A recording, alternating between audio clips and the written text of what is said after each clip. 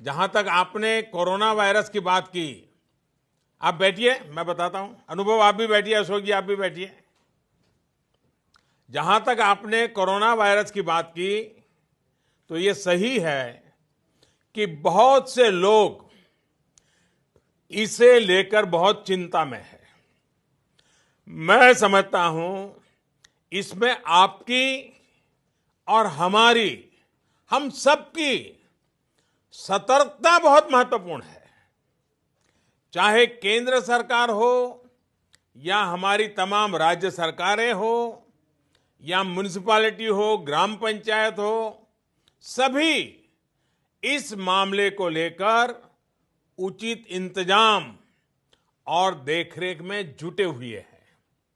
हमारे पास कुशल डॉक्टर और medical staff भी है, संसाधन भी है और जागरूक आप जैसे अनेक नागरिक भी हैं। हमें बस अपनी सावधानियों में कोई कमी नहीं आनी देनी चाहिए और ये भी समझ लेना चाहिए कि सावधानियां क्या है। बड़ी बड़ी बातें नहीं है जी। ये अलग अलग माध्यमों से आपको शायद पता भी चलता होगा, लेकिन हम सुनते हैं एक कान से दूसरे कान से निकाल देते हैं। मैं फिर से एक बार, जब आपने मुझे पूछा है तो मौका ले लेता हूं और आपके माध्यम से देश के सभी नागरिकों के लिए वो सारी बातें मैं दोहरा रहा हूं और मैं कहता हूं कि आप भी याद रखिए और हर स्कूल में, कॉलेज में, सब जगह पे बताइए। देखिए क्या करना है। एक तो हमें बिना जरूरत के कहीं इकट्ठा होने से बचना होगा और दूसरा, हमें बार बार जितना हो सके अपने हाथ धोते रहना चाहिए और बराबर सफाई करनी चाहिए। अपने चेहरे को, अपने नाक और अपने मुंह को बार बार छूने की हमारी जो आदत है, अब थोड़ा उस आदत को बदलना होगा। जितना हो सके इस आदत को हमें कंट्रोल करना है और धुले हुए हाथों से ही अपने मुंह को टच करना चाहिए। जानकारों का कहना यह है कि ये खांसते या छींकते समय जो छींटे निकलते हैं, सांस के साथ ऐसे छोटे छोटे छोटे बिंदु निकलते दिखते भी नहीं है, उसमें जो भी संपर्क में आता है उसे ये फैलता है।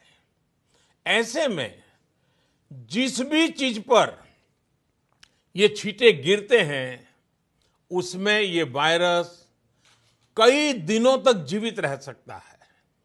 इसलिए बार बार साबुन से हाथ धोना बहुत जरूरी है। एक और आदत हमें जरूर डालनी है। अगर खांसी और छींक हमें आती है तो कोशिश यही करनी है कि दूसरों पर इसके छींटे न पड़े और जो कपड़ा या रुमाल हमने छींकने के समय इस्तेमाल किया होता है उसे भी दूसरों के संपर्क में न आने दें। साथियों,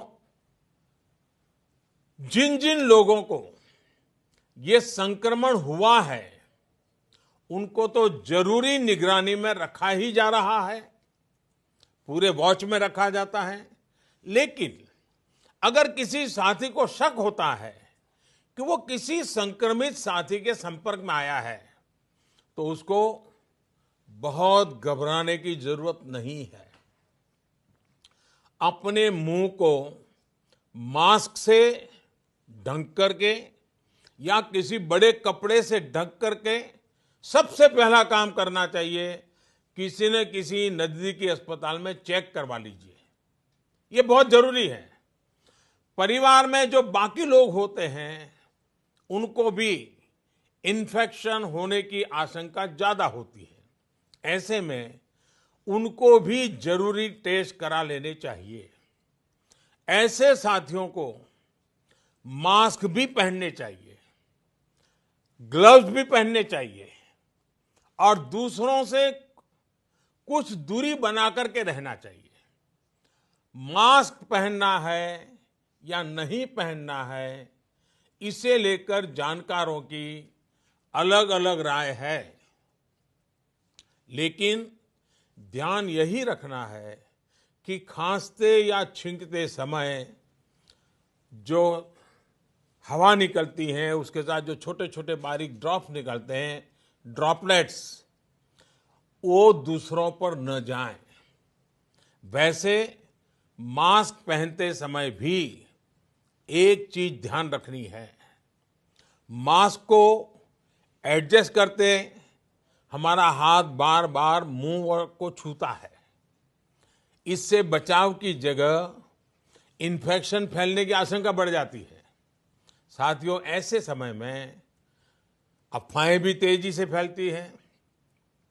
कोई कहता है ये नहीं खाना है, वो नहीं करना है।